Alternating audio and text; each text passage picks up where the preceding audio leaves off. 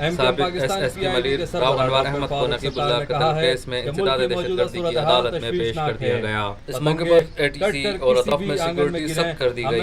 سابق SSP ملیر راؤ انوار احمد کو نقیب اللہ قتل کیس میں انسداد دہشت گردی کی عدالت میں پیش کر دیا گیا۔ اس موقع پر ATC اور اطراف میں سیکورٹی سخت کر دی گئی۔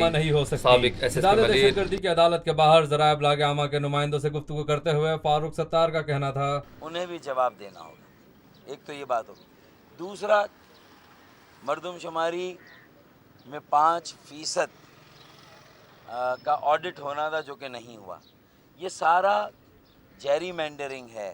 2018 کے انتخابات سے قبل یہ دھاندلی ہو رہی ہے۔ ہمیں اب 2018 کے الیکشن میں بھی ہمارے حق نمائندگی سے محروم کرنے کے لیے مردم شماری میں ہمیں کم گنا گیا، الٹی سیدھی حلقہ بندیاں کی گئیں، زیادہ آبادی پر ہمیں کم حلقے دیے گئے، باقی جگہ کم آبادی پہ زیادہ حلقے دیے گئے۔ یہ بھی جیری مینڈرنگ ہے، یہ بھی قبل از انتخاب دھاندلی ہے۔ الیکشن کمیشن آف پاکستان کو اس کا بھی نوٹس لینا چاہیے۔ 5% جو مردم شماری کا آڈٹ ہونا تھا، دوبارہ ہونی تھی، وہ نہیں ہو رہی، یہ بھی جیری مینڈرنگ ہے، یہ بھی قبل از انتخاب دھاندلی ہے۔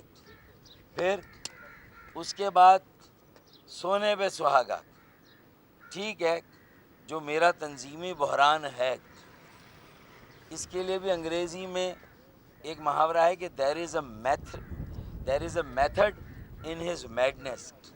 تو یہ جو بظاہر یہ جو نظر آ رہا ہے پاگل پن، اس کے پیچھے بھی محرکات ہیں کہ MKM کو کمزور کرنا ہے۔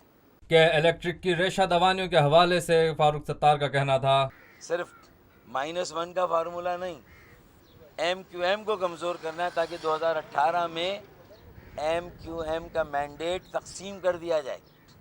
یہ وجہ ہے۔ اب آئیے شہری مسائل پر۔ بجلی کی غیر اعلانیہ لوڈ شیڈنگ، پھر مرمت کے نام پر 8 گھنٹے گرڈ اسٹیشن اور پاور اسٹیشن کی بندش، یہ ساری باتیں یہ سردیوں میں کام کی نہیں تھی۔ اور کے الیکٹرک سے ہر سال ہم یہ کہتے ہیں کہ مینٹیننس اچھے وقتوں میں ہو جانی چاہیے، مرمت اچھے وقتوں میں ہونی چاہیے۔ اوور بلنگ کی قیامت ایک الگ کہانی ہے، وہ اپنی جگہ پر ہے۔ وہ تیز بھاگنے والے میٹر، یہ اور کراچی کے شہریوں کا رونا ہے۔ کراچی الیکٹرک نے بڑا مایوس کیا ہے۔ 12 گھنٹے کراچی جیسے بڑے شہر میں لوڈ شیڈنگ، اور یہ کب سے پرائیویٹ سیکٹر میں ہے۔ ہم نے سوچا تھا کہ پرائیویٹ سیکٹر میں ہے تو شاید اس سے بہتری آئے گی، لیکن اس وقت جو حالات ہیں وہ پہلے سے بدتر ہیں، اور صرف گیس کی فراہمی کا رونا رو کر کہ الیکٹرک اپنی ذمہ داریوں سے عہدہ برا نہیں ہو سکتی۔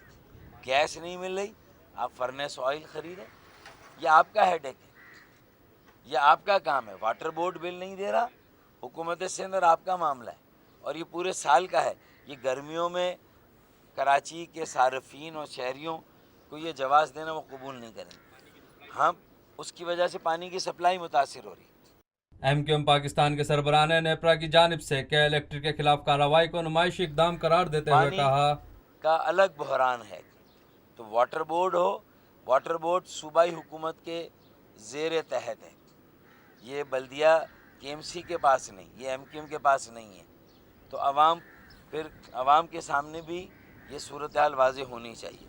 تو پانی کا مسئلہ، بجلی کا مسئلہ، کہ الیکٹرک بھی اپنا قبلہ درست کرے، نیپرا نمائشی اقدام کر رہا ہے، واٹر بورڈ اپنا قبلہ درست کریں، اور گیس کی فراہمی ہو، یہ جو بھی ہو، لوگ بل دیتے ہیں، جتنا بل آتا ہے زیادہ تر لوگ بل دے رہے ہیں، جو نہیں دے رہے ہیں ان کی بجلی کاٹنی ہو تو ضرور کاٹیں، لیکن مسئلہ یہ ہے کہ پھر اس پورے علاقے کی بجلی کاٹی جاتی ہے، اس پورے علاقے کو لوڈ شیڈنگ پہ ڈالا جاتا ہے، جبکہ لوگ وہاں بھی بل دے رہے ہیں۔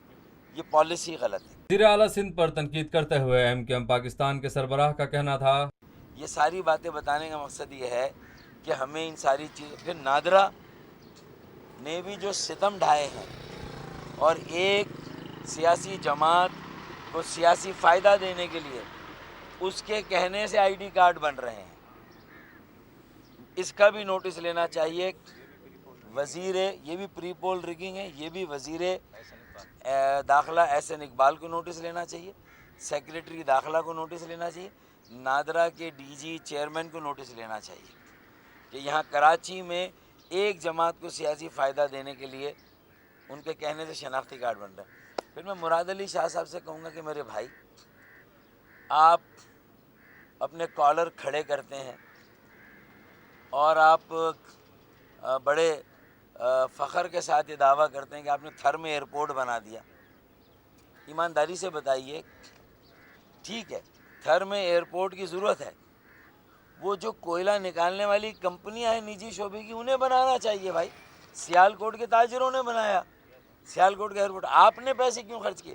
آپ کو تو وہاں پانی، بھوک، خوراک، ادویات، صحت کے مسائل اسے حل کرنے کے لیے پیسہ لگانا چاہیے. تھر میں ابھی ایئرپورٹ کی ضرورت نہیں تھی، بنایا، ایک سہولت ہے چلیں.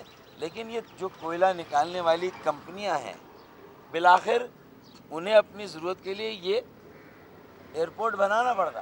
سیالکوٹ میں تاجروں نے بنایا تو یہ بھی بنائیں. یہ کوئلہ ایکسپورٹ ہوگا، 15 سال میں حالات بدل جائیں گے، اچھی بات ہے. تو انہی حالات میں ایئرپورٹ وہ بناتے ہیں. آپ نے یہ پیسہ یہاں کیوں لگا دیا؟ یہ میں سمجھتا ہوں کہ غلط ترجیحات ہیں، اور انہی ترجیحات کی وجہ سے کراچی میں بھی پانی کے مسائل ہیں، بجلی کے مسائل.